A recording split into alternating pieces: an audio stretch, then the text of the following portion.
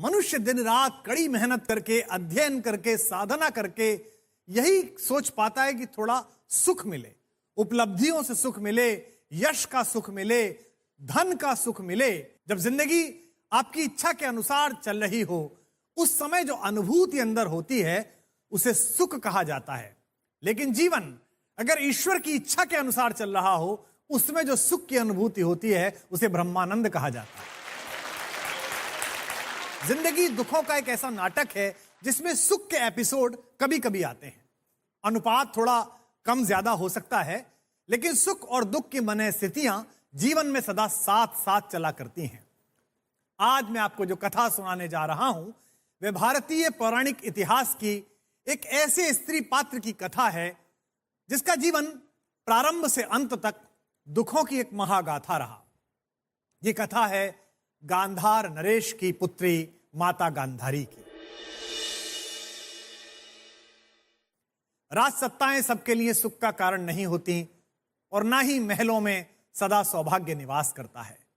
माता गांधारी के जीवन में भी दुर्भाग्य राजाओं के वस्त्र पहनकर आया था। गांधारी अनन्य सुंदरी थी। एक दिन उनके पिता के दरबार में गांधारी के लिए विवाह का प्रस्ताव आया। पुत्री के लिए सुयोग्य विवाह प्रस्ताव आ जाए, यह पिता के लिए बड़े आनंद का विषय रहता है। लेकिन यहां एक गड़बड़ थी।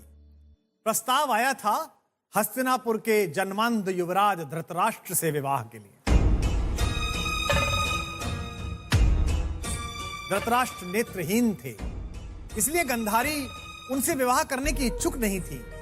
पर समस्या यह थी कि हस्तिनापुर उस समय इतना शक्तिशाली साम्राज्य था कि वहां से आए प्रस्ताव को अस्वीकार करके इस शत्रुता को वहन करना गांधार नरेश के लिए संभव नहीं था। कविवर सुमित्रानंदन पंत ने कहा है कि सुख में तू बिल्कुल ना ठहरे, लाख बिठाएं तुझ पर पहरे, दुख में तू बिल्कुल रुक जाए, कैसी उल्टी रीत, समय तू जल्दी जल्दी बीत, समय तू जल्दी जल्दी बीत।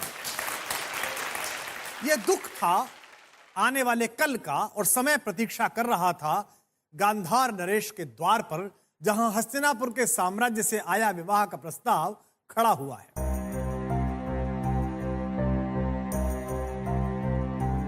अपने पिता के असमंजस को दूर करने के लिए धृतराष्ट्र से विवाह करने का निर्णय लिया।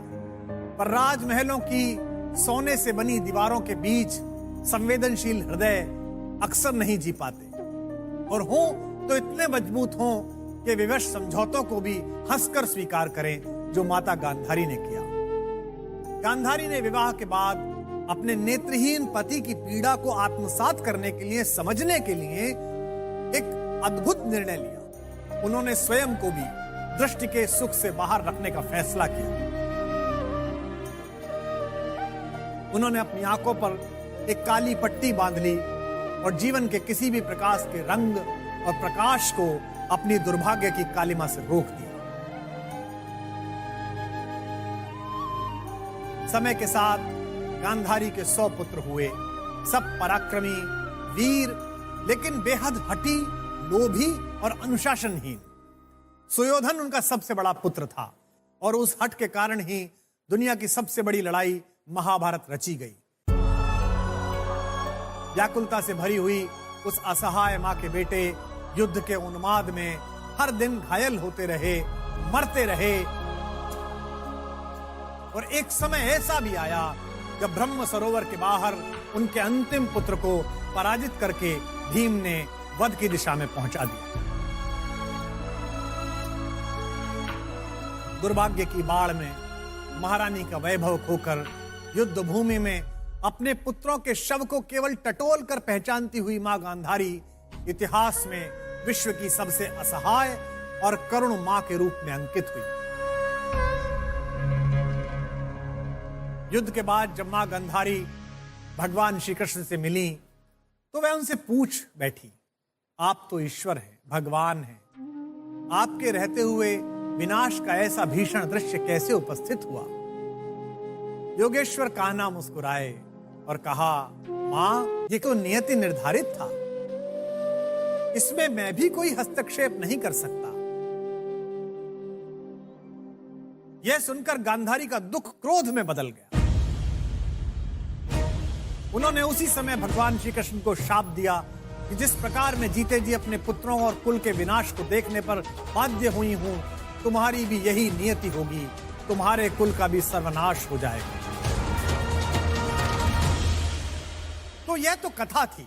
अब समझते हैं इस कथा का सार।